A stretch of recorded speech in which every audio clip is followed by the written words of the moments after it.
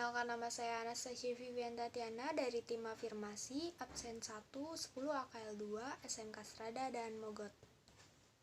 Nama saya Antoni Lewong, saya berasal dari kelas 10 AKL 2, nomor absen 4.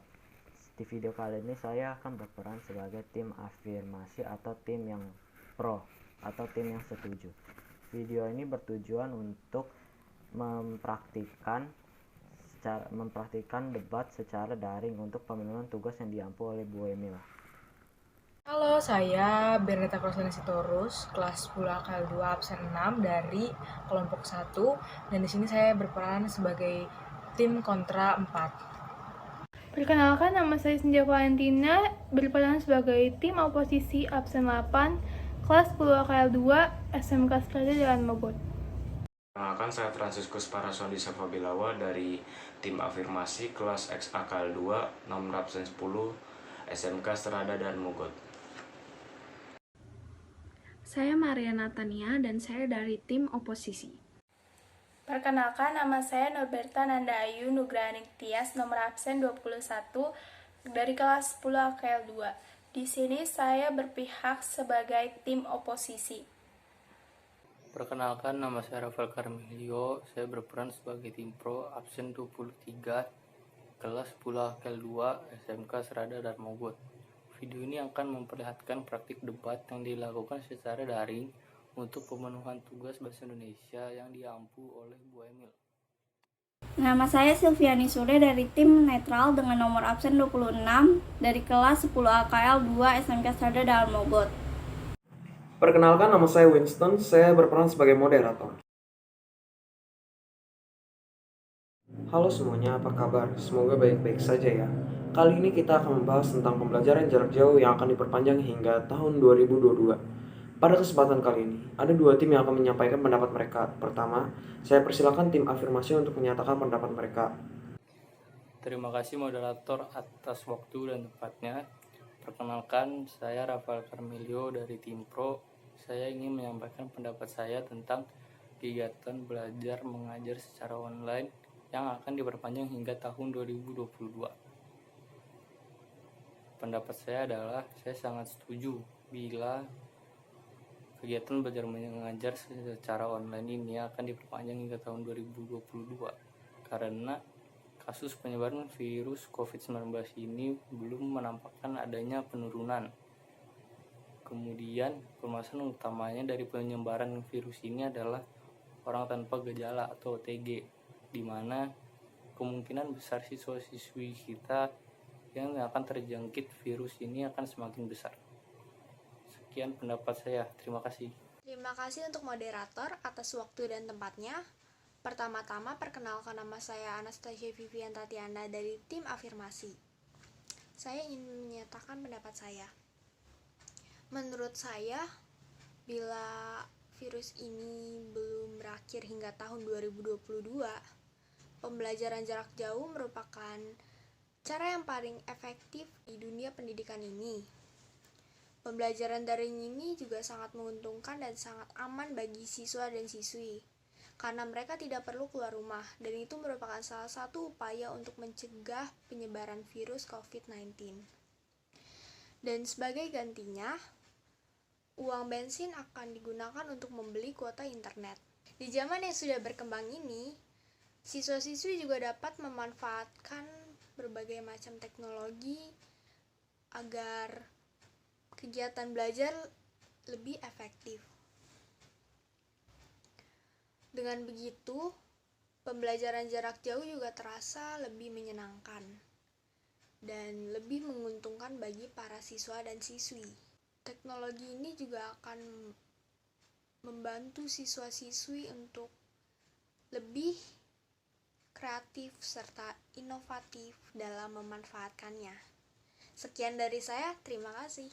Baik, selanjutnya dipersilakan kepada tim oposisi untuk memberikan pertanyaan kepada tim oposisi, dipersilahkan. PJJ dianggap sangat membebani para murid dan juga guru.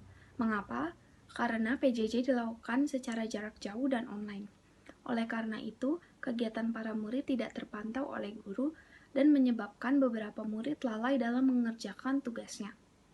Dalam masa pandemi seperti sekarang ini, guru dituntut untuk lebih kreatif, inovatif, dan memiliki komitmen. Namun tidak menutup kemungkinan bagi para guru untuk lalai dalam melaksanakan kewajiban-kewajibannya. Pembelajaran online membutuhkan usaha para murid dalam memahami materi dan konsep yang disajikan dalam bentuk video, PowerPoint, dan kelas online. Kedua, keterampilan dalam menggunakan teknologi. Masih banyak pihak pengajar maupun yang diajar kesulitan dalam menggunakan media pembelajaran online, seperti Google Classroom, Google Meet, dan Zoom. Oleh karena itu, bagi sebagian orang, PJJ dianggap kurang efektif. Saya juga tidak setuju jika pembelajaran jarak jauh diperpanjang hingga tahun 2022 nanti. Hampir 1 tahun siswa tidak mendapatkan pembelajaran secara tatap muka. Hal ini dapat berpengaruh pada perkembangan siswa.